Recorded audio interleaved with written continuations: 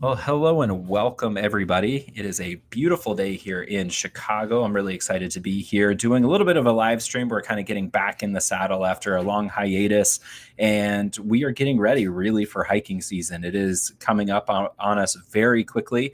And so, if you are a Colorado Trail hiker, or if you are a CDT hiker, or maybe just a day hiker or weekend warrior, doesn't matter.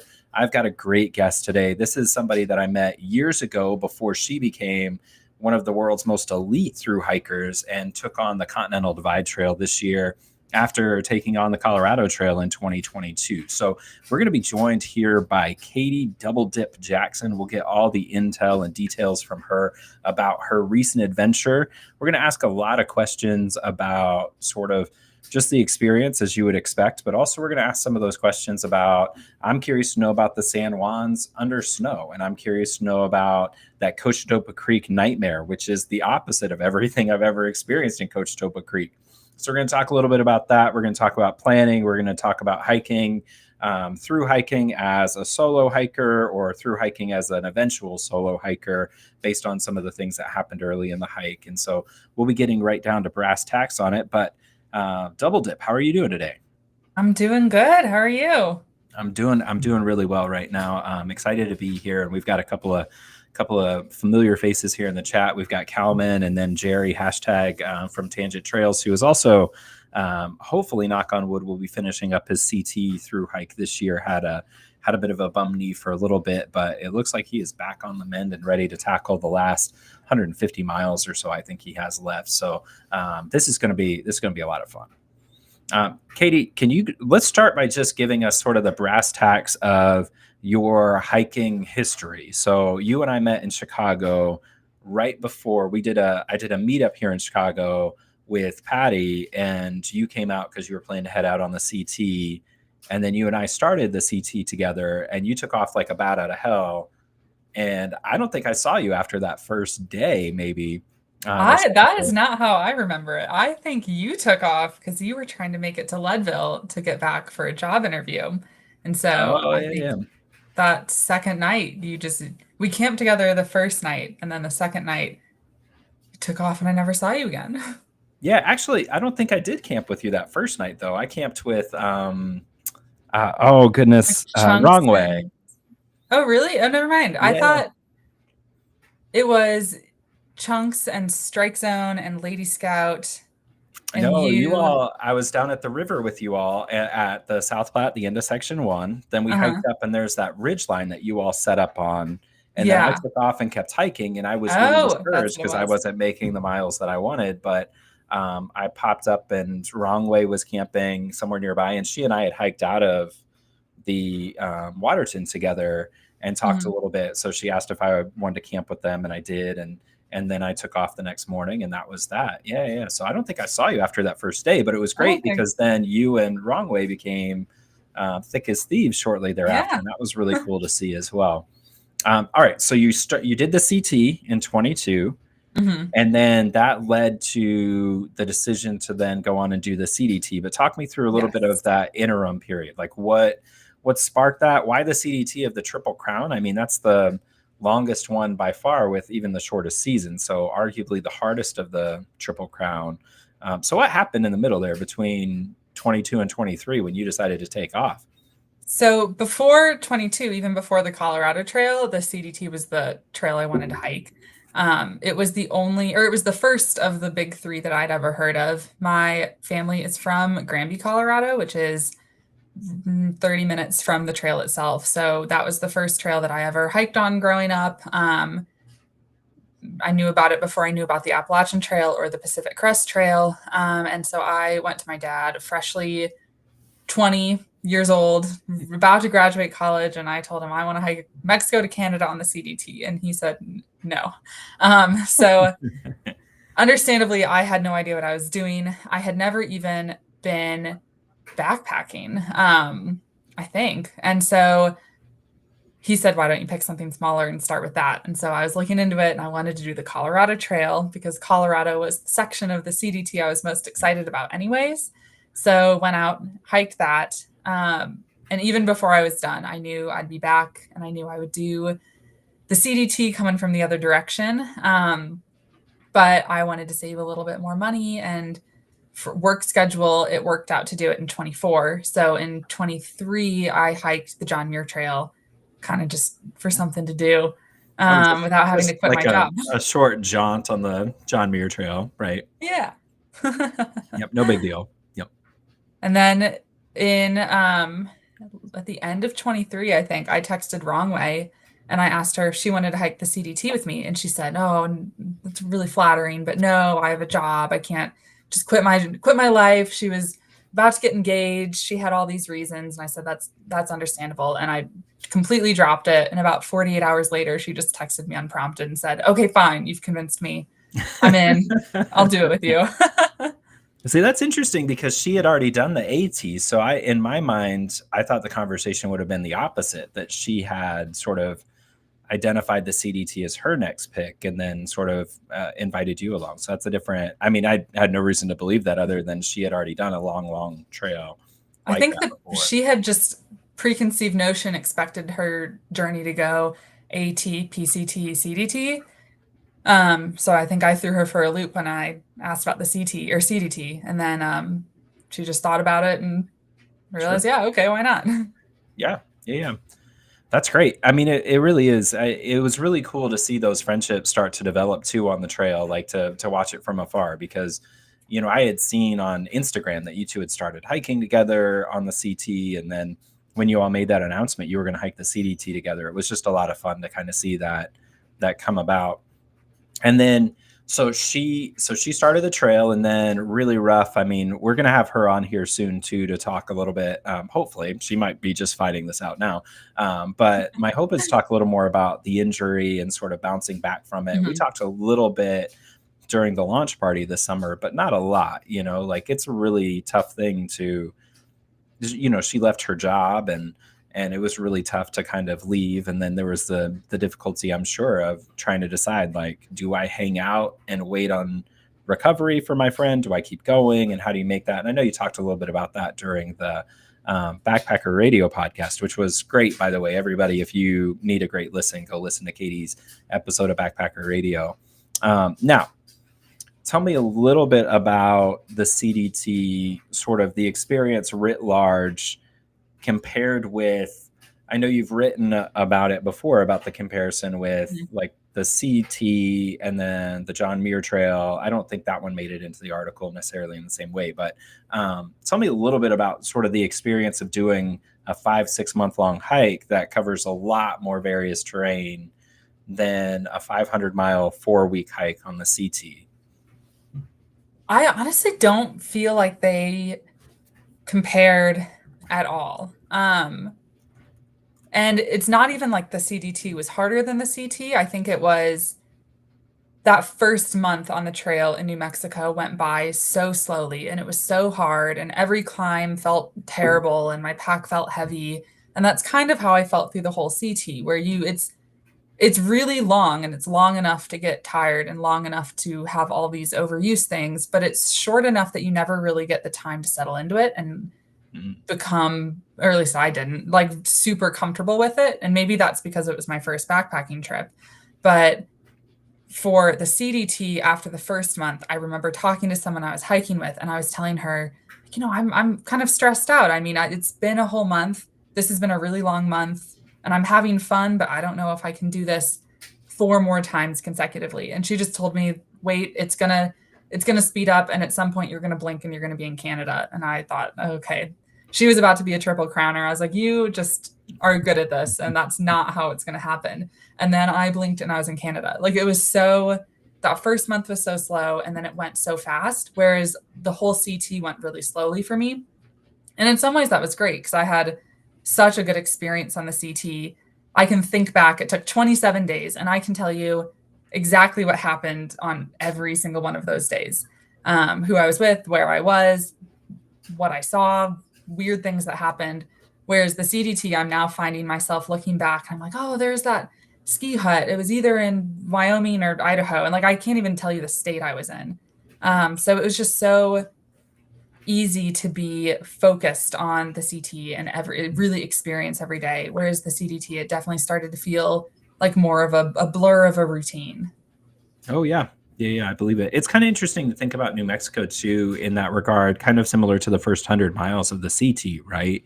Where they're kind of a slog, right? Mhm. There's some beauty to be had, but you have to work a little bit to pull that beauty out or to appreciate it.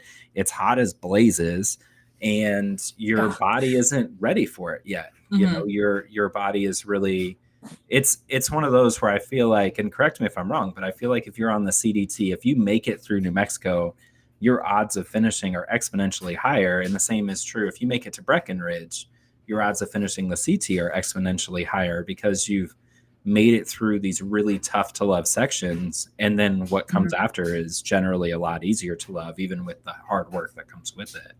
I would agree with that, but I would probably push it to Breckenridge also on the CDT. The Okay. southern San Juans through the snow and some of the altitude, there were a lot of people that were breaking bones and going home in the first 200, 300 miles of Colorado. Really, really. But then So most people that I know that made it to Breckenridge, I don't know of maybe anyone who made it to Breckenridge and then didn't make it to Canada. yeah, yeah. I mean, I think it makes a lot of sense there that that would be kind of the marker, especially because that section through the San Juans in the winter is terrifying, right? Mhm. Especially if you're not sure. I mean, that's enough for a lot of people to probably get very discouraged mentally. And I know you had talked a little bit about, you know, some of the tougher days in that area and even some of the falls that you saw and were part of yourself. What would you say to somebody who was considering a through hike like this and that section just psychs them out? That they are like, they're willing to try, but they don't know how to mentally approach going into the San Juans covered in snow.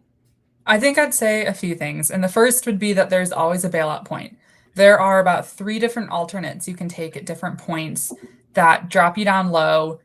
And it's basically, it becomes a road walk, a very beautiful road walk, which is for some people a little bit less rewarding, but there's still a way to keep a continuous footpath and essentially skip all of the hard parts of the San Juans. So if you're someone who genuinely doesn't want to do that section, but wants to keep a continuous footpath, that's possible.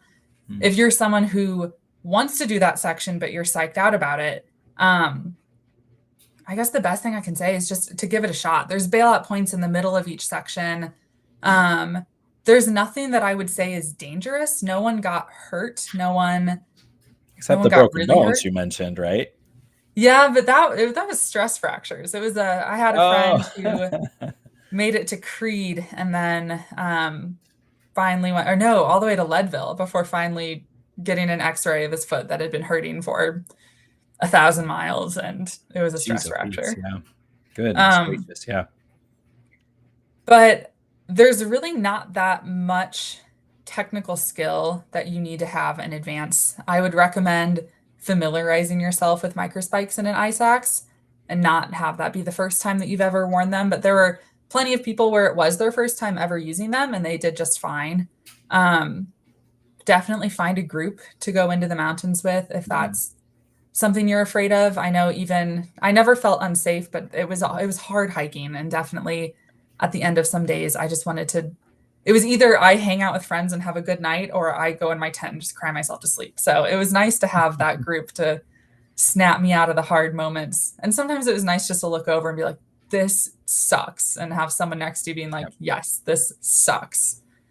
Yeah, I find. I mean, I think you probably know my stance on just community on the trail, but I think it's the best part of the trail, and it's Hmm. important for those very moments. And you know, I had. I think nobody hikes a hike like that on their own. Like you Right. take the steps. You are the one who's putting in the sweat. But there are so many people who are keeping you on trail or keeping you motivated, encouraging you, helping you, or you're helping them, and that creates a sense of need and belonging. And so I think that makes a lot of sense to go into that area with a group if possible. And again, on a through hike, I find if you want to hike with people, you'll find people to hike with. Yeah. That's unless you're really abrasive, but I haven't had people tell me to leave yet. So I think everybody's probably got a shot at finding community. And from a more nitty-gritty advice standpoint, the few things I did that I thought were really helpful was I picked up a stove. I'd been cold soaking and Mm, having hot meals in the San Juans was really nice because it was very cold very often. We got up around 2 or 3 every morning to start hiking because it would still freeze overnight. And so we'd get a few hours where we would just travel on top of the snow. And then around 9 a.m., we'd start punching through, and then our pace would just drop to maybe a quarter mile an hour. It was so frustrating to just Wow. slog through it. So it was huge to get those few hours, and the sunrises were incredible. Were they? Yeah. And I bought little baskets to put on my trekking poles. So they kind of turned into ski poles. And that was very helpful to not just punch through the snow all the way down with my trekking pole every time. Those would be the three kind of, if you're hiking the CDT next year, consider doing those three things. Yeah. Yeah.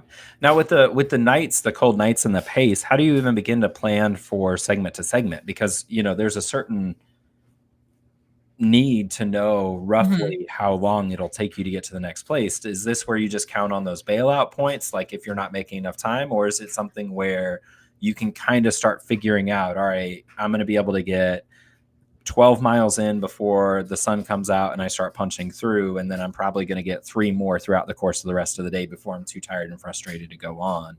Like, how does that work for you? So I didn't know. And the answer for me was I ran out of food and didn't eat for about 30 hours.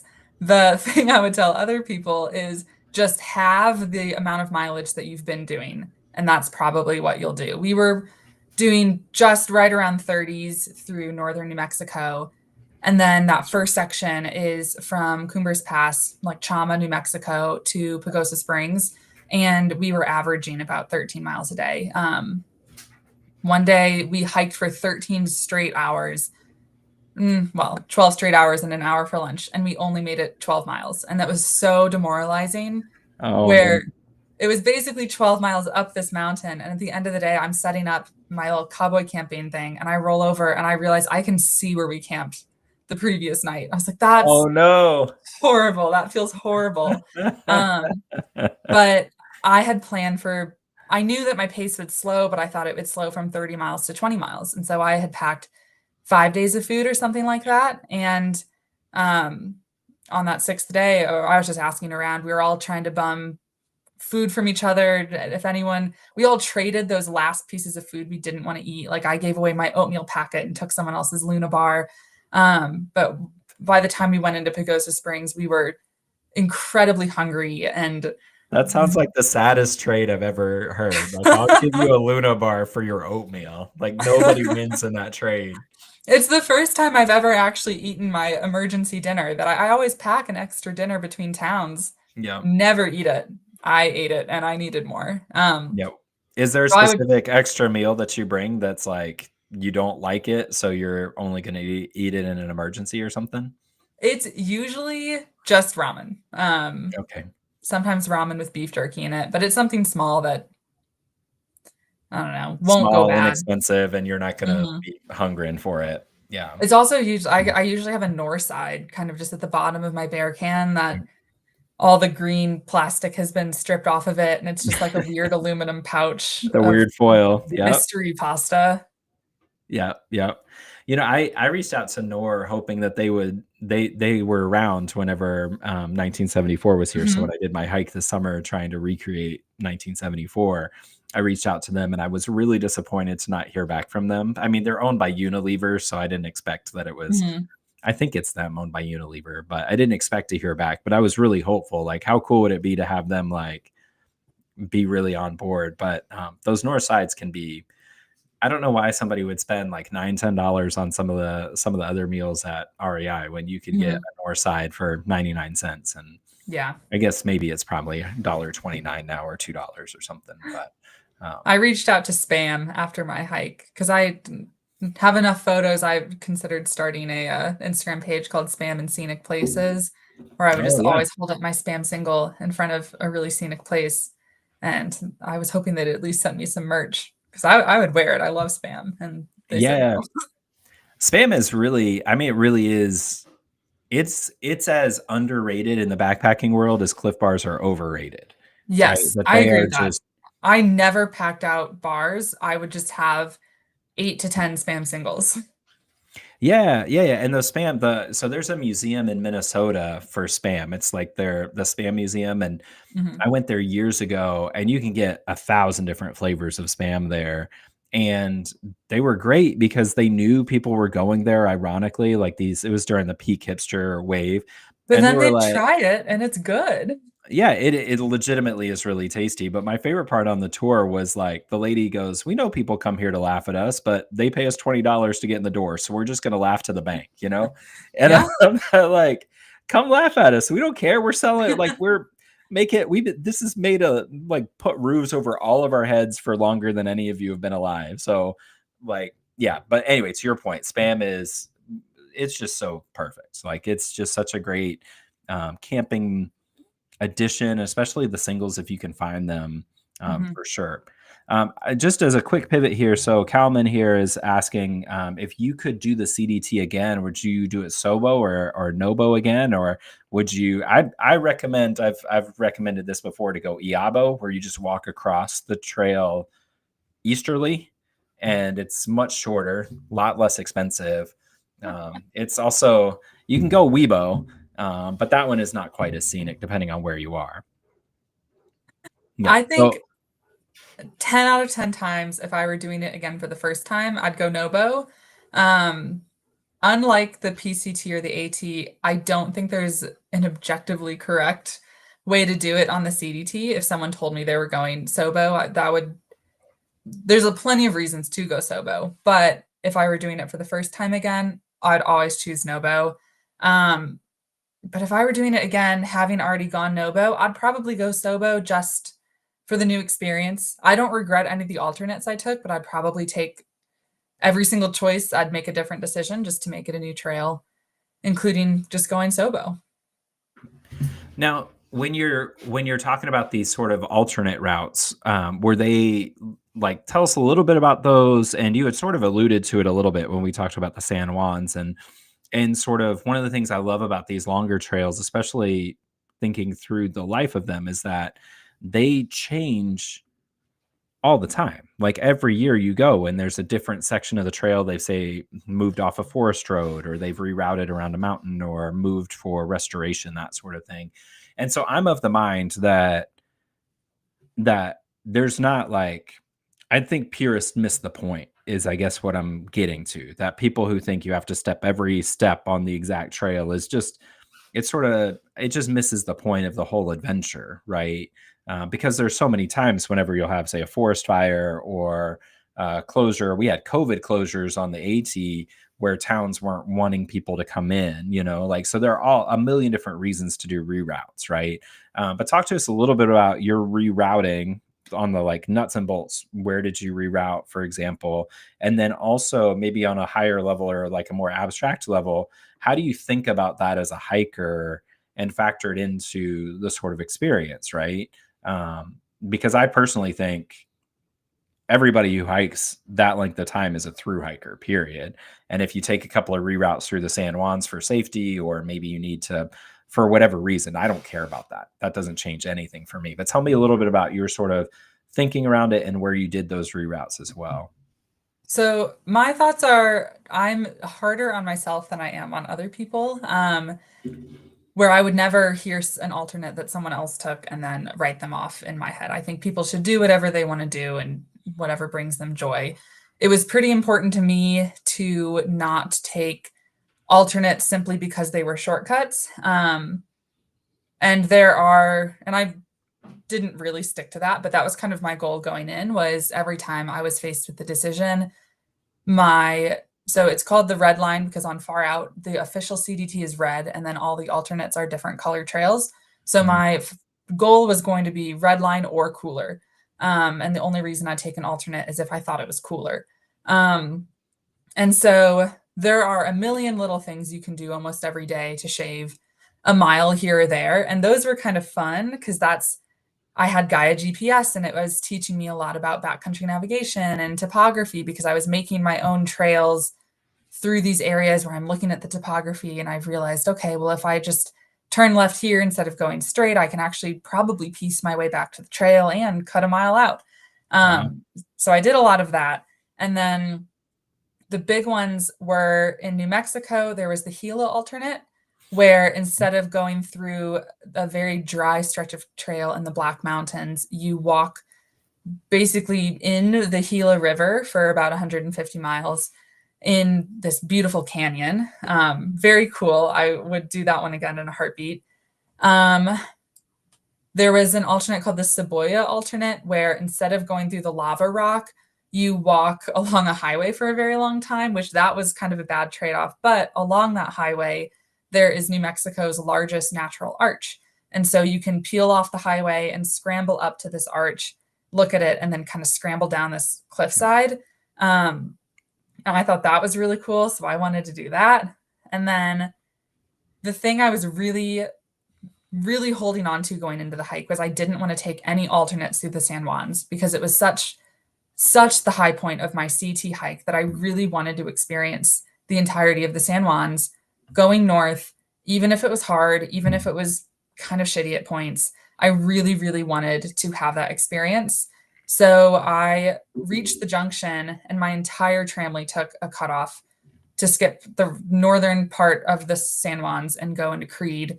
And that was probably the hardest time for me to stick to what I wanted, because I really loved the people I was hiking with and I didn't want to lose them. But it was also really important to me to stay in the San Juan. So I ended up splitting from them for about a week so that I could finish the red line through the San Juans and then just kind of race to try to catch up to them. So I don't think I took any alternates through Colorado. In Wyoming, there's a couple of things in the Wind River range that you can and should, in my opinion, pop off the red line and do. There's Cirque of the Towers, which is straight out of Lord of the Rings.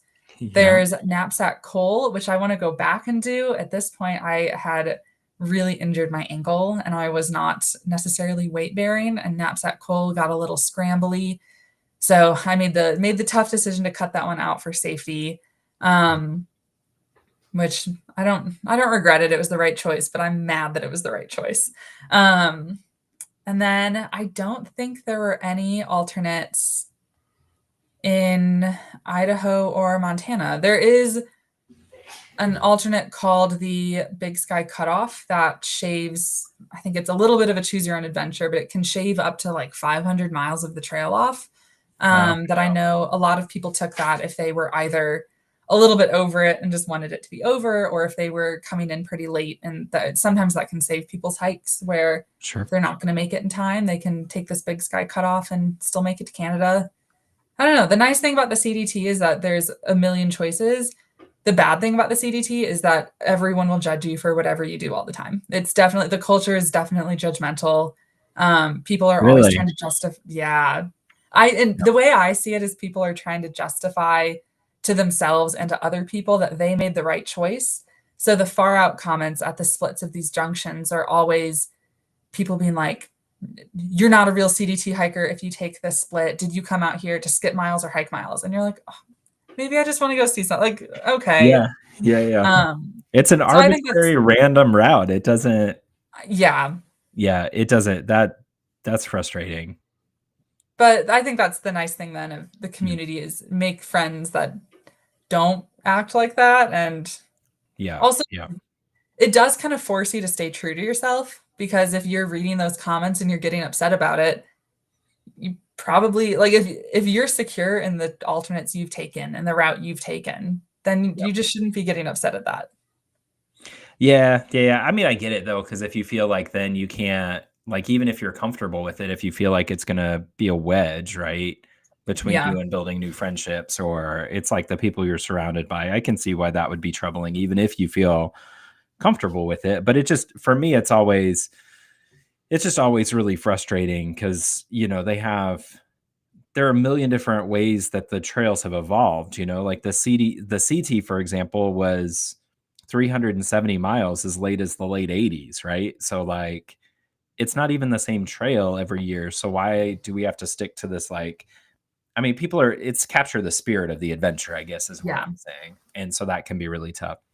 The Now tell only me, alternate I ever judged someone for taking was there was a guy who hiked through a fire closure, through active fire operations, and then proceeded to be incredibly pompous about it and was like, all these people are skipping the hard part. I'm the only one willing to do the work and put in the miles. And we're like, dude, you're a bad person. Like, yeah, you're making life harder for the people who are risking their lives. That's not a yeah. Like, You're this is putting not the like, flex that you think it is. yeah, that's pretty unself-aware, and irresponsible. Yeah. Anyway, yeah. I have a All lot I right. could say about it. Yeah. There's all. I mean, it's funny the people who either treat you with the most kindness or the most ignorance are always the ones you remember the most. It's never the sort of the middle ground, Yeah. right? What I Uh, just told myself is anyone who's commenting stuff like that on Far Out, or anyone who would care about what alternates I'm taking or the pace I'm going, is probably not the person that I want to be friends yeah, with. So it yeah. was after a while, it definitely got to me at the beginning, especially since it was my first long one. I felt like I was battling all this imposter syndrome. And then at a certain Oh, point, it yeah. just kind of rolled off my back. I was like, we're all in the same area. We're all going the same pace. We're all doing the same thing. You're not better than me, and I don't need to let this bother me. Was there any moment that sort of solidified that for you, that like the imposter syndrome went away, or did it just kind of fade slowly by sort of processing it internally? Like how'd you get through that? This maybe goes against everything that I've just said, but I think it was doing the San Juans on the red line when a lot of other people took alternates to skip When it. a bunch of cheaters were And a bunch cutting of out. they didn't put the work in, they didn't put A the bunch of wow. No. fakes. Yeah. But that was a moment for me where I kind of looked around when all the trails came back together and I was like, you know what? So few people just did what I did. And I feel good about that. And I'm not judging people for not doing it, but it was a moment of like, I deserve to be here. I have the skills to do this. I just did the hardest part of the entire trail that a Yeah. lot of people chose to skip, and I didn't skip it, and I did it, and I'm worthy equally with everyone else here to be here. Well, what it also means is if you know that you could have done the San Juans in that weather, then anytime you choose to take a, an alternate, it's not because you're not capable, it's because Right. you've chosen for myriad other reasons, which makes a lot of sense that that would also help with that imposter syndrome, because then and like continuing to keep it in check, because that's a really tough one. But I mean, at this point, you're crushing it on the different hikes. I'm So three better and 3 than years. everyone? Well, I mean, not everyone, but I mean, there's some people. Anyway, all right. So, question. Let's talk a little bit about future hikes. So, we had talked a little bit, and you had mentioned maybe there were some on the horizon, and I know you had mentioned a little bit about bigger plans based on sabbaticals at work later on. But what's the sort of ideal timeline for next hikes? When and where are you going to go? If everything goes to plan, and for me that means I'm still in physical therapy to fix my ankle issue that I messed up on the CDT. But if that resolves itself in time, the plan is in May to try to fast pack the Ozark Trail with a friend, Okay. um, and maybe try to set the FKT. I feel like I hesitate to say that because neither of us are really that fast. We think it could be fun to try. We're both from Missouri, so it's in Onondaga State Park, a lot of the trails, so it'd be Mhm. exciting. We both grew up camping there. This is And you and your then partner? no, this is me and just another woman, Elise Ott. You might have heard of her. Oh, yeah, She's yeah. Yeah, she yeah, worked at Backpacker Radio for a while, right? yeah. Yeah. So We had some we've been. disagreement about Melanzana at one point. I, I think you've probably gotten in disagreements about melons on it with a lot of A people. lot of people. Yeah, yeah, yeah. But depending on she's hiking a trail soon. I don't know if she's announced, so I won't say anything. But depending on how that goes for her and how ankle recovery goes for me, we're thinking the Ozark Trail in May, and then I'm planning on the long trail at the end of September, kind of bleeding Nice. into October, Yeah, and it'll that'll be finish your triple tiara. little triple tiara moment.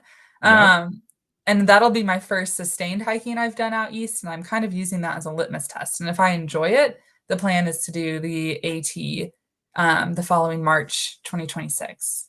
Wow, that's great. Yeah, yeah.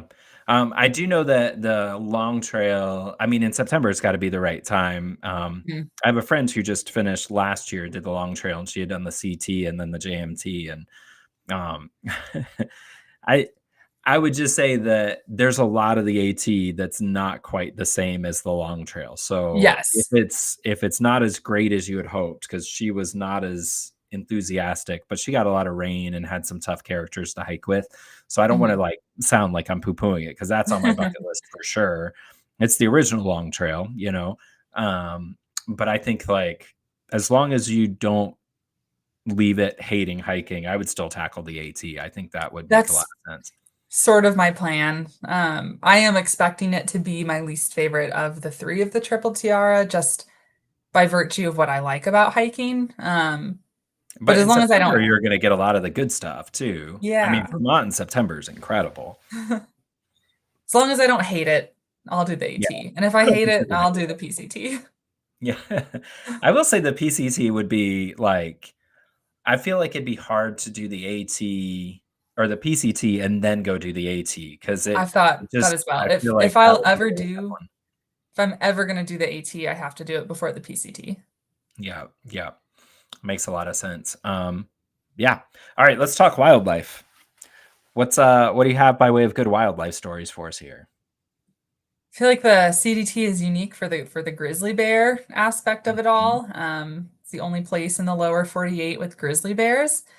They kick in northern Wyoming and then are with you till the rest of the trail. And there's one pass in Wyoming called Gunsight Pass, and it's the unofficial start of grizzly bear territory. There's a little rancher gate up at the top, and all the comments on Far Out are like, grizzly bears don't know how to open the gate. That's why they're all on the other side. But it's south of Gunsight Pass.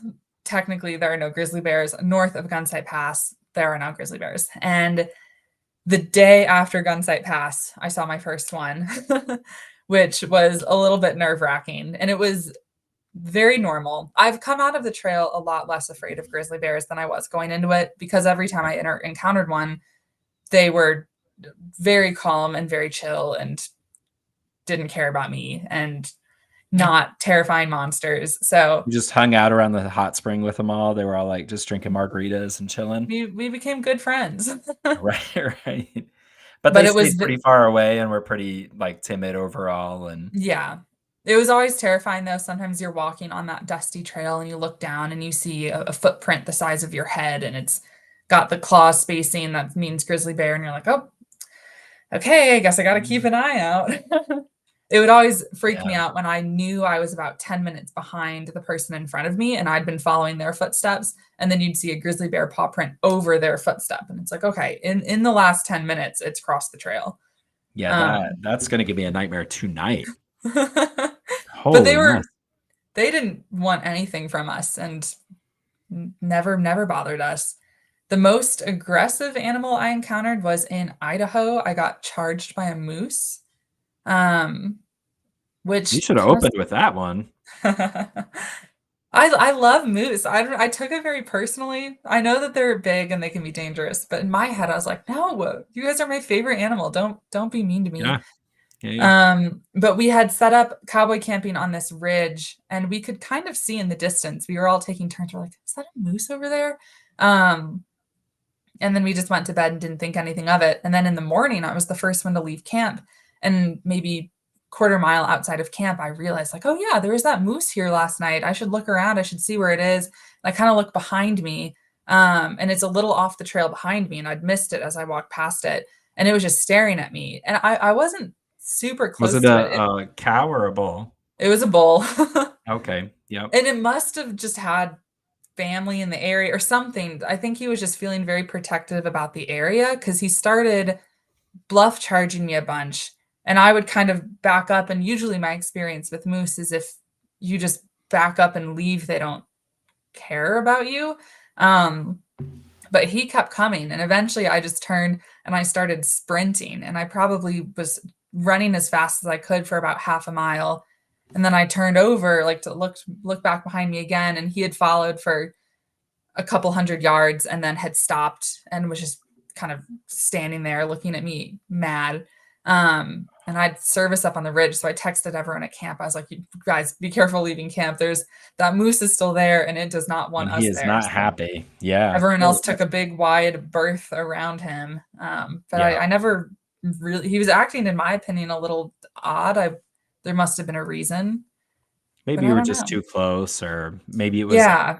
I mean, what time of year would that have been? Because it. If it's close to Um, the rut, then that would explain it August? too.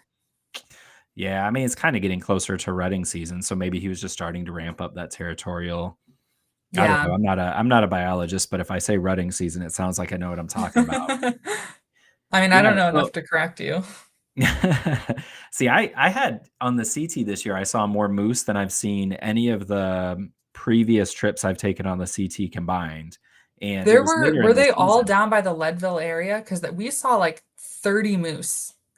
Yep, there were a few down there. I saw like 4 or 5 going up to Cottonwood Pass, and Mhm, a few coming out of Cochetopa Creek up the San Luis Basin, and mhm, a couple of others. But I saw one actually going up to Lake Ann, and I had planned to camp at Lake Ann, but it started like torrential pouring, so I ended up mm, stopping early. And then it was right near, I don't know if you remember, but it's basically straight through that valley until you start climbing up to Lake Ann, and so I was getting into that valley, and there was a flat spot with like just I mean, it was like, I don't know, the size of a tennis court, maybe, of like a flat patch of grass. And I had woken up early, early, early. I might have been like leaving camp at 5:30, and one of the boulders stood up. And I was like, that's not good. And it was not far from me. And then another boulder stood up, and I was like, oh no, what have I done? So I mean, it was on the trail ahead of me by about 30 yards, but not, I mean, I couldn't take the trail basically. It yeah. basically was like, you're gonna have to walk away around it. So I did that, and I think I kicked up another one in the brush. So um, it was not great, because they are. I'm with you. I think they're one of the most incredible creatures, mostly because I feel like they don't belong on Earth. Like Yes. they How are. do they stand? I don't understand how the physics of their legs work. Yeah. Yeah, and they're I love it. mostly like, a lot of it is like in the water, right? Like it's one of those sort of like a hippo that you think they're a land animal, but they're kind of not.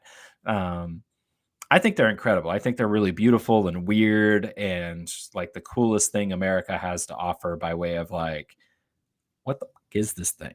You know? And I love them, but they are weirdly aggressive, and I have not figured out exactly how to pet them yet. I've tried a few times, and it's just not gone well. One day I will ride one, Yeah, yeah, yeah, right. I think they maybe like the Siberian army or something tried to get them to be, like camels.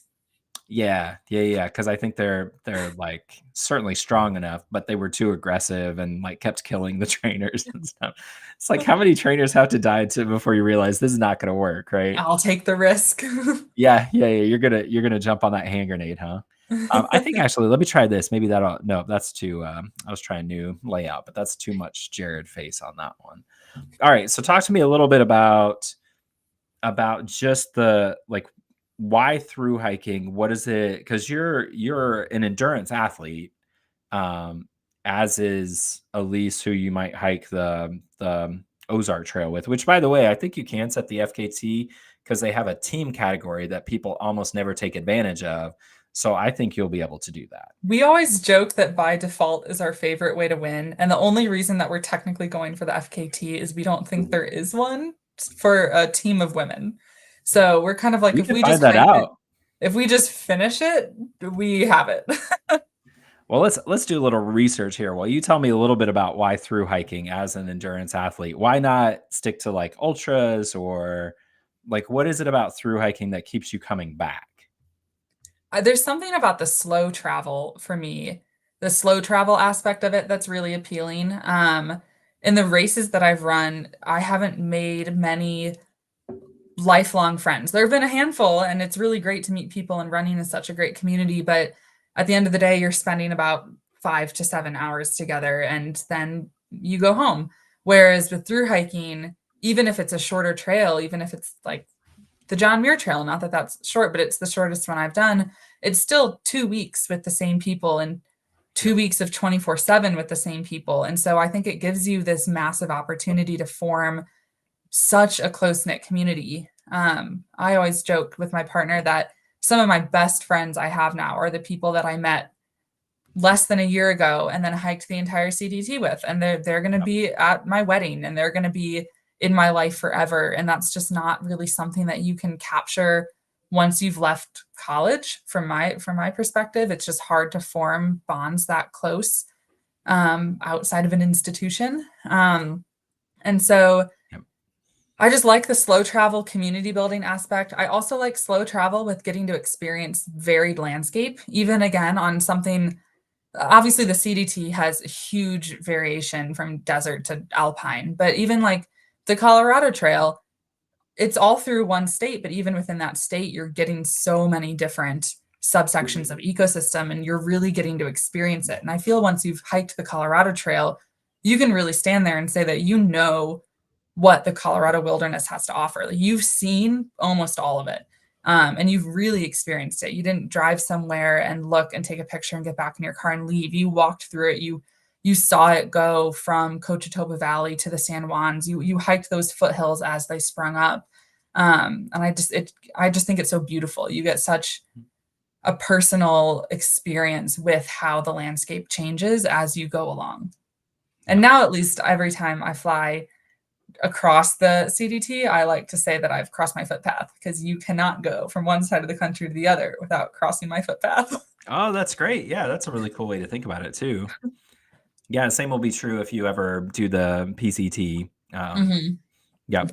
It's interesting that you say that because I think a lot about the AT, and it's one that, Patty and I were talking about it just this week, that the CT was specifically designed to give you like the best that Colorado has to offer, or Hmm. just all of Colorado, right? So you have these like the Gunnison Basin, you've got the burn zone in segment 2, you've got the San Juans, but then you also have the Sargent's Mesa and Snow Mesa, and you're just getting such a varied landscape.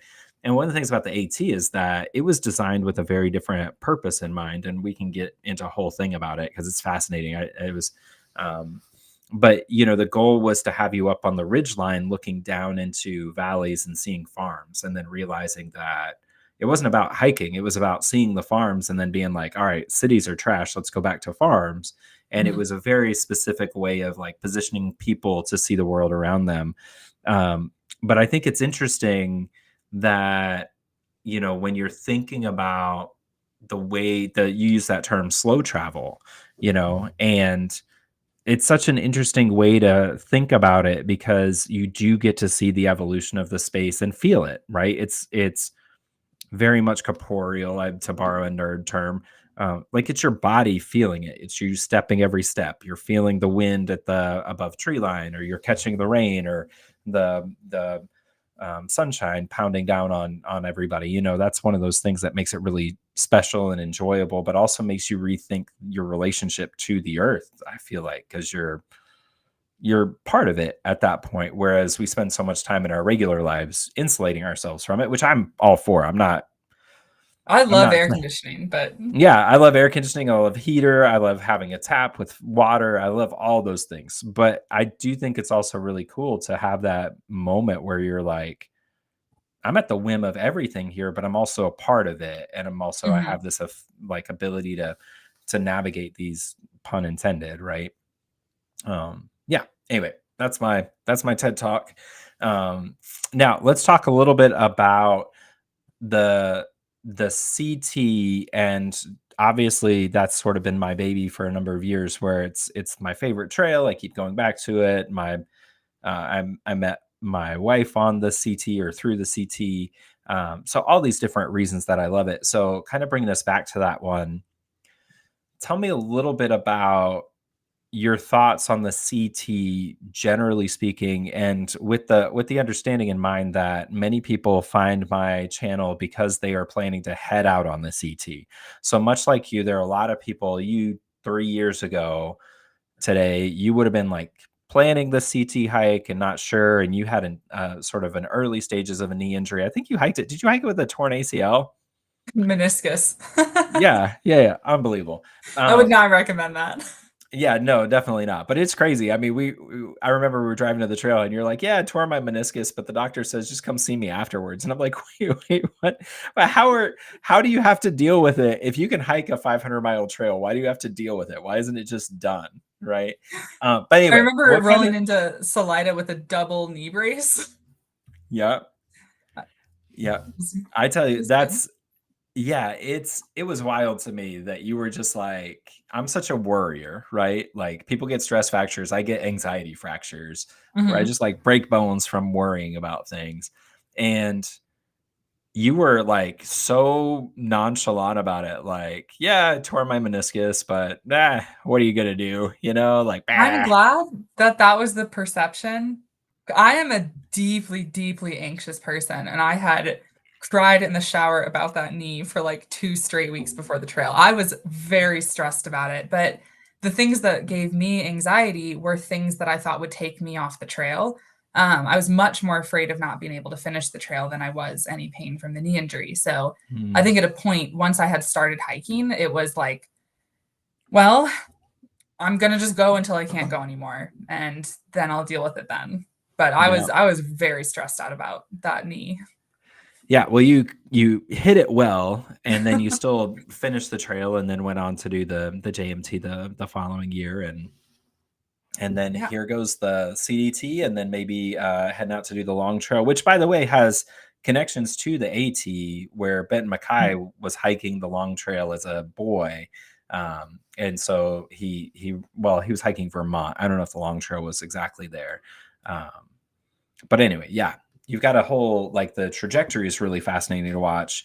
And as long as your knee holds out, it'll be really cool to see. But they'll be like, hopefully we have you on here in a couple of years, and then you're like, yeah, so I was climbing up Mount Monadnock, and my knee exploded. And the hard part wasn't getting down; it was finding all the shards of knee on the mountain so I could take them to my doctor.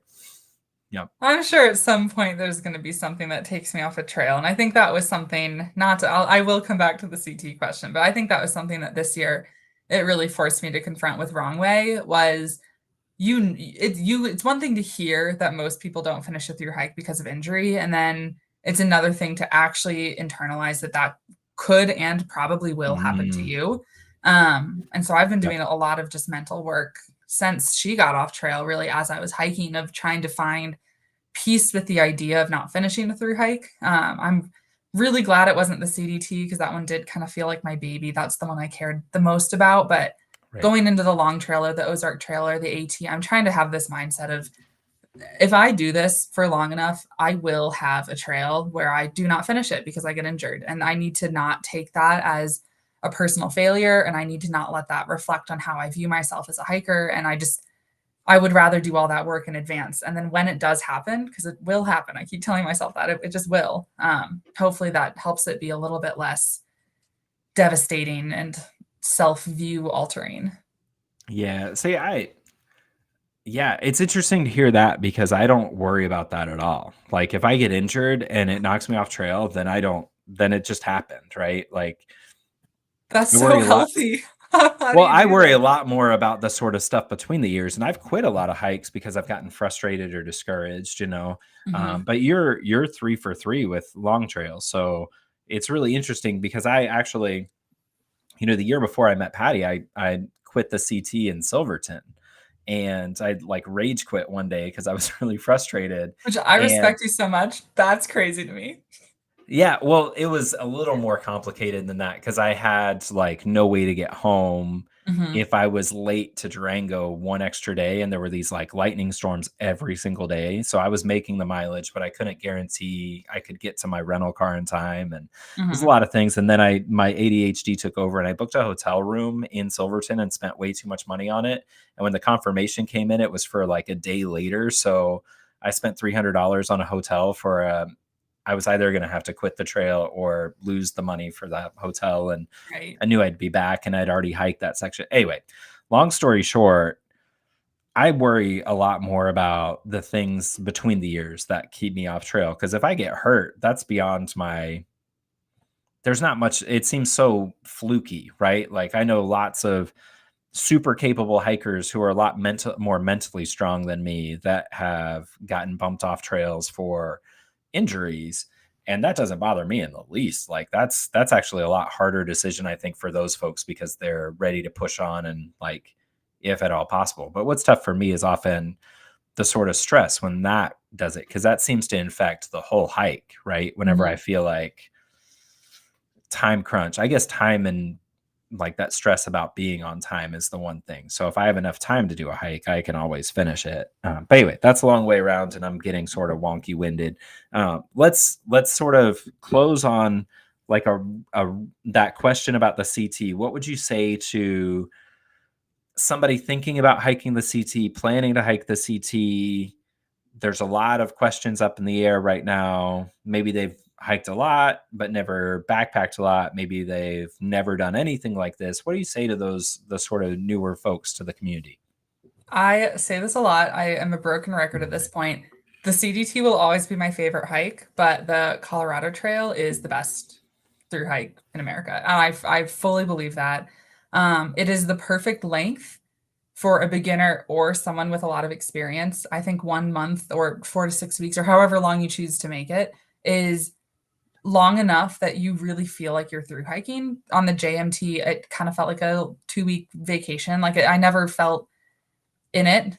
A month, 500 miles, that is long enough that you have a lot of days that suck, which I say that as if it's a good thing because it is. Like you're in it. And it's just such a wonderful experience. I hiked it in July. I think July is a wonderful month to do it. And it's just short enough that right at the point that you start thinking like, man, like fuck this. I want air conditioning. You are done. And it's so incredible. That's hilarious. Yeah. I think it really lets you see the majority of what Colorado has to offer if you are looking to extend it. The CDT section or even replace a section, if you start on the CDT in Grand Lake, Colorado, and hike from Grand Lake to Breckenridge, that was one of the most beautiful sections of the entire Really? CDT. And personally, I thought the Denver to Breckenridge section of the CT was the least impressive part. So if you're not a purist and you're looking for just the experience, I would consider starting in Grand Lake and then going to Breck and then hiking the rest of the CT. But really, I just say enjoy it. And 99% of the fears you have about it, especially if you're a first time through hiker, are going to be fine. The common ones I hear are worry that you're not going to meet your people. And there are so many people on the CT if you're Yep. hiking it in the season, June, July, August, even some September. Like you will meet so many people. Yep. Um, the weather is it's gonna suck at times and it's also going to be absolutely fine. Um, Yep. like it's just I think it's a great lesson in just learning to take Yep. things as they come. I want to say, don't quote me on this. There's never been a death on the CT from a CT through hiker. I Yeah, I don't know. remember. It's a good question. It's a good question, but I think generally speaking, I know there have been hike like maybe not CT through hikers, but I know there have been folks like when I was out there the first year, somebody was hit by lightning on Princeton. Um, Ugh. yeah, on her honeymoon, which is awful. Double, yeah. Sorry to bum everybody out at the end, but no. Can I pause for a minute on what you were saying about just like hiking and meeting your people? Mhm. Because I think that is what makes the CT so special. Is that I've never I would be surprised if somebody started hiking at an appropriate date, right? Like the Mhm. people who start in May and say they have to do it in May because they have a work appointment. It's like, then you're not doing the CT, right? Like that's not, but if you're like one man's journey here starting in July, that's perfect, right? And if you hike it, then you'll meet your people. And most people meet their people or their family by the end of segment two. So like 2 days Yeah. in. But what I also tell people is like, if you are one of the folks who says like on the Facebook group, like I'm starting this date, can somebody go with me? I recommend not doing that for because you're going to meet your people and you're going to meet people who there was like a there's a like you'll meet people who hike like you, Mhm. whereas if you're with somebody You're going to be tied then to that. you're tied to like if they want to wake up early and you want to sleep in, that's going to be a point of tension. If you want to keep going, they want to stop. There are all these points of tension that generally speaking, if you just start by yourself, you'll meet people who naturally hike like you and then you'll make friends with them. And Mhm. I think I mean obviously I'm a middle-aged white man, so I have to be careful about saying this is like what I would recommend to everybody, but I would probably recommend it to everybody on the CT. That's Bad news also what I would though. recommend. If you want to start with someone, I know I started alone as a woman, which my dad was not thrilled about, but that's just what I wanted to do. Um, and if You that's something you're started worried about, hiking with me. true. We cannot Well, do actually, revisionist history here. shockingly, it did not make him feel better to say this middle-aged guy that I don't know is driving me to the trailhead. That actually made him feel Not worse. even it wasn't even me, it was somebody that I like, a friend of mine, so it was He like asked 2 for steps the guy's removed. name, and I only knew him by his trail name, and I was like, his name, I forgot what it was, but it was like Toolkit, and my dad was like, that's not reassuring. No, it Um, was Miller and Debbie from Mad Hippies, and they're through hikers too. But yeah, that's hilarious um, though. Yeah, yeah, but I would say if it's you would just feel better starting with someone, then yeah, do a Facebook meetup, start with someone, but go into it with the expectation that you might hike together for one day. And there shouldn't be an expectation that you hike the whole trail together. I think it should yeah. just be like, hey, let's be buddies at the start. Let's hike until we diverge in what we want to do, and then we'll go our separate ways. Yeah, I like to think about it a little like a slinky, right? Like the Hmm. bubble is like you might start with somebody, but if you try to get in on the bubble, you're just hiking with the bubble and it might stretch out, it might condense at different points, but as long as everybody's kind of circulating in that orbit, then everybody's going to feel like they're hiking with people, even if you stop by yourself for the night or keep Hmm. going. So, And I had a really, tramley that I thought was a very strong, tight-knit tramley, but even looking back at my journal, there were many days where some yeah, people didn't see, and some people I had camped separately from, and there's a lot of just shifting parts and just being yeah, you're gonna be not you're gonna have the least regrets if you hike the hike that you want to hike and welcome the people that kind of fit that rather than trying to alter your hiking style and your journey to stay around people because there's so many people. You're gonna find people yeah. that hike the way you hike.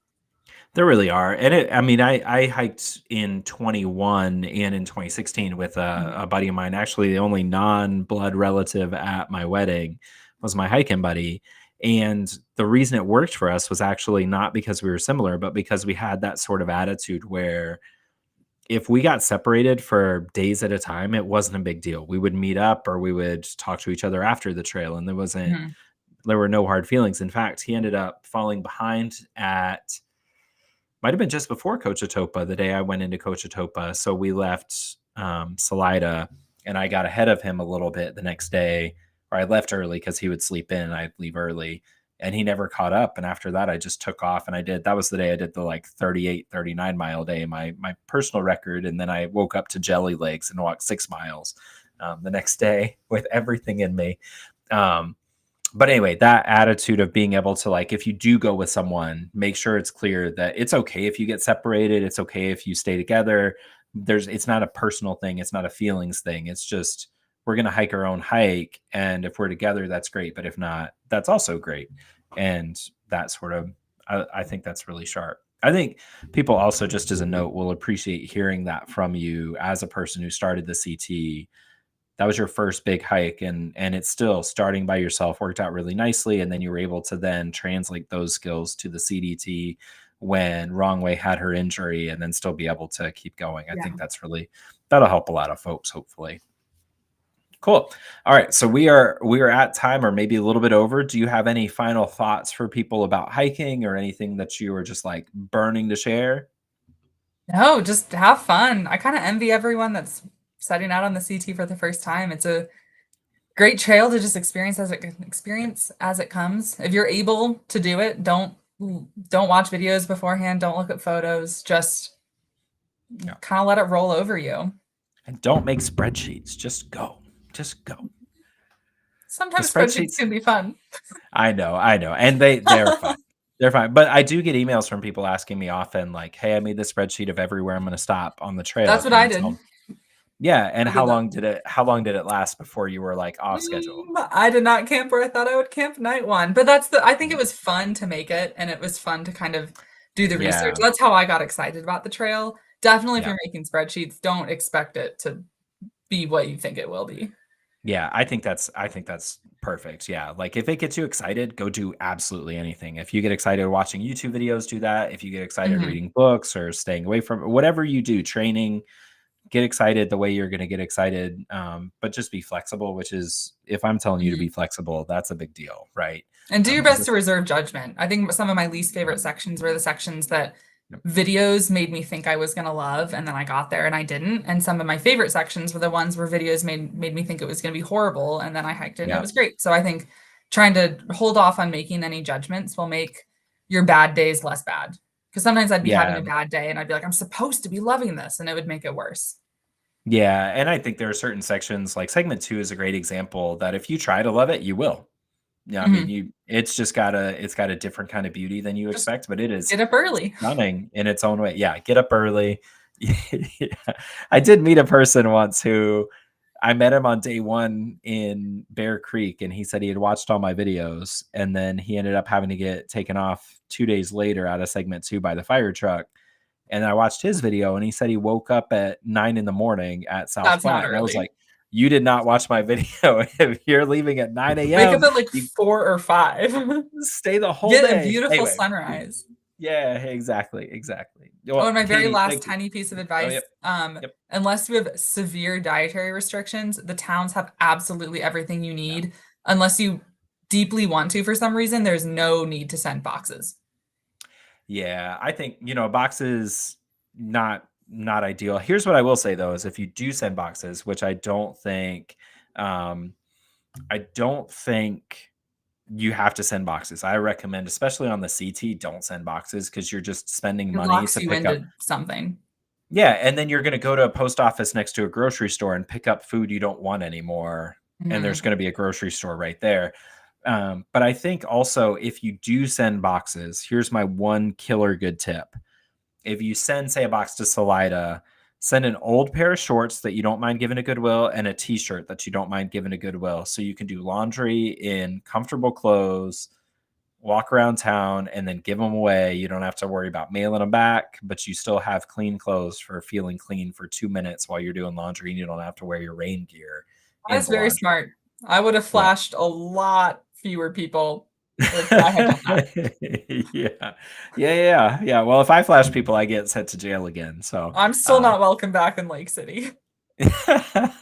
well, on that note, everybody, thank you all so much for joining. Thank you, Katie, for joining. This has been a lot of fun. We'll be doing more of these as the season progresses. So, have to have you back again, especially after you do your Ozark trail hike. Hopefully, you get there and do the FKT. Big news though, there isn't a FKT for a women's team, so you're good to go on that one. Go crush it.